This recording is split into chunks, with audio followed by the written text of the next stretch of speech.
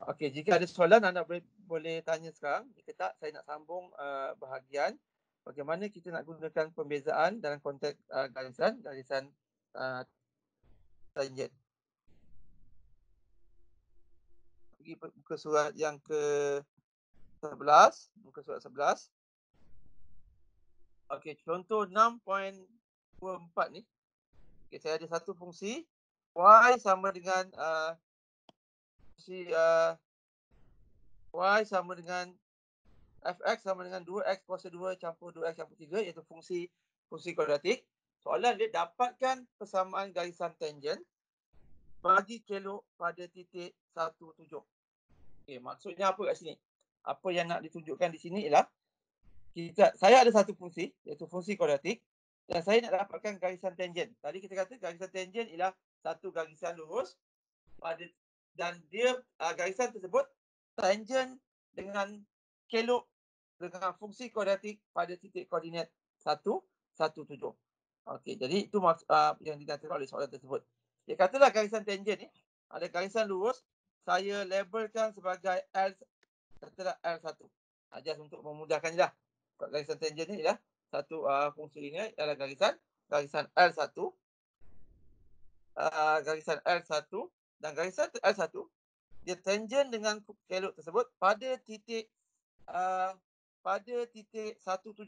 Titik koordinat 17. Jadi bila saya lukiskan, kalau lihat dalam rajah yang di bawah ni, bila kita lukiskan, yang warna merah tu ialah fungsi kuadratik. Ni kita dah belajar dalam fungsi kuadratik. Okey, pada titik 17, titik 17 ialah salah satu titik di atas kelok yang salah satu titik bagi fungsi kuadratik tersebut. Dan bila saya lukis satu garisan lurus, saya akan dapat satu garisan tangent yang berwarna biru yang saya labelkan sebagai L1. Soalan dia ialah, apakah persamaan fungsi L1 tersebut? Bagaimanakah untuk mendapatkan persamaan bagi fungsi L1 tersebut? Kita dah tahu tadi, apabila fungsi tersebut tangent dengan, apabila garisan tangent, apabila fungsi linear tangent dengan kelok pada titik tangent tersebut, kecurunan fungsi linear tersebut sama dengan kecurunan kelok tersebut. Jadi soalan tadi kita nak dapat apa? Okey, apakah persamaan garisan? Dapatkan persamaan garisan tangent tersebut. Persamaan garisan tangent dia adalah berbentuk linear. Bila kita kata dia berbentuk linear, dia akan sama dengan linear dalam konteks y sama dengan mx campur c. Jadi untuk dapatkan fungsi linear, kita ada kaedah fungsi linear, kita perlu dapatkan cerun, kita perlu dapatkan titik pintasan, seperti yang kita dah belajar dalam topik yang pertama. Jadi kita boleh dapatkan y sama dengan mx campur c. Apa yang kita perlu buat, kalau berdasarkan maklumat yang diberi ni, apa yang kita perlu buat untuk dapatkan fungsi linear tersebut? Okay. Maklumat yang diberi ialah tadi kita ada fungsi kuadratik dan kita ada titik tangent daripada titik tangent tersebut. Okay. Daripada titik tangent tersebut, kita boleh gunakan konsep perbezaan untuk mendapatkan kecurunan bagi fungsi linear. Iaitu dengan mendapatkan kecurunan bagi fungsi kuadratik ni pada titik 17 ni. Pada titik x sama dengan 1 dan x sama dengan 7.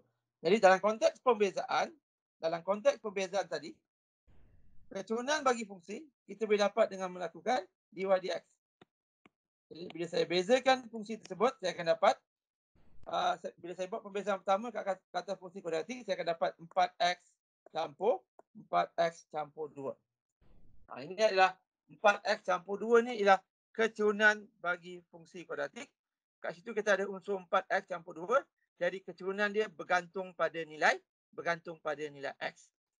Jadi nak tahu berapakah nilai kecurunan fungsi tersebut pada titik x sama dengan 1.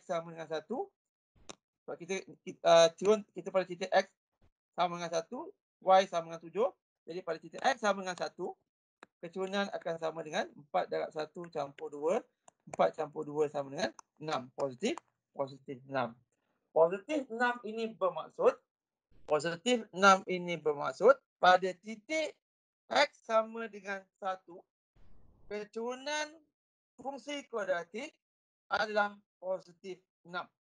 Saya ulang balik Nilai dy dx sama dengan 6 ni bermaksud pada titik x sama dengan 1 ni dan y sama dengan 7, keturunan fungsi kuadratik y sama dengan 2x kuasa 2 campur 2x campur 3, keturunan dia ialah positif 6. Itu untuk fungsi kuadratik. Dan oleh kerana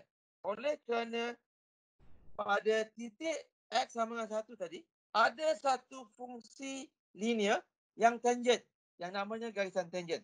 Fungsi linear tersebut adalah berbentuk linear, fungsi tangent, garisan tangent tersebut ialah berbentuk linear, dan dia tangent dengan dia juga dan dia tangent dengan fungsi kuadratik pada titik x sama dengan 1 dan y sama dengan 7. Oleh yang demikian, ini bermaksud pada titik x sama dengan 1, y sama dengan 7, ini juga merupakan salah satu titik koordinat bagi fungsi L1 tadi. Dan kita tahu untuk dapatkan saya ulang balik oleh yang demikian, titik x sama dengan 1, y sama dengan 7 ni ialah salah satu titik koordinat yang dimiliki oleh garisan tangent L1 tersebut. Dan dia juga bermaksud fungsi linear tersebut juga mempunyai keturunan sama dengan 6. Jadi maklumat yang kita ada tadi bagi fungsi L1 katalah keturunan dia M1 sama dengan 6 dan dia juga ada titik koordinat melalui titik koordinat 1, 1, 7. Jadi berdasarkan topik yang pertama, kalau awak lihat, untuk dapatkan fungsi linear kita perlukan y tolak y1 sama dengan M darab x tolak x1. Jadi saya ada semua maklumat. M pun dah ada, Y1 pun dah ada, X1 pun dah ada. Jadi kita tahu M sama dengan 6, Y1 sama dengan 7. Jadi Y tolak 7 sama dengan M kita 6, X tolak 1. Dan selesaikan. Bila awak selesaikan, awak akan dapat berapa nilai di atas. Sama dengan 6X. Y sama dengan 6X campur 6X campur 1. Jadi garisan lurus. Fungsi linear. Garisan tangent atau nama dia garisan tangent adalah L1, garisan tangent yang bersentuhan dengan kelok 2x kuasa 2 campur 2x campur 3 pada titik x sama 1, y sama 7. Persamaan dia ialah y sama dengan 6x campur 6x campur 1. Itu cara nak dapatkan fungsi linear ataupun garisan tangent dengan menggunakan konsep dy dx. Ada soalan? Clear yang ni? Macam mana dapatkan garisan tangent? Clear. Kalau lihat muka surat sebelumnya, muka surat yang ke-10 pun ada contoh. Okey, contoh ni saya tinggalkan untuk awak buat ulang kaji. Okey.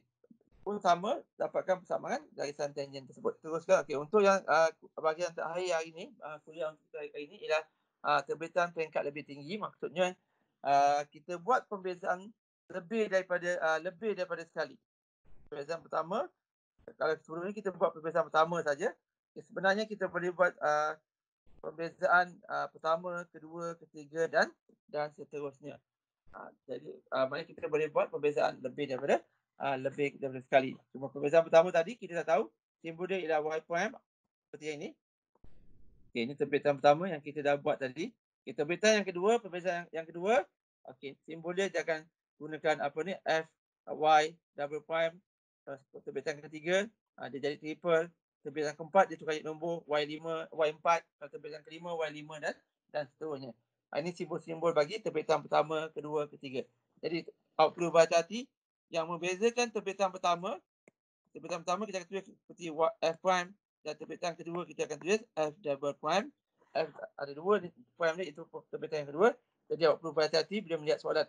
Sama ada dia minta terbitan pertama ataupun terbitan kedua. Okay, cuba lihat contoh bagaimana nak buat terbitan pertama ni.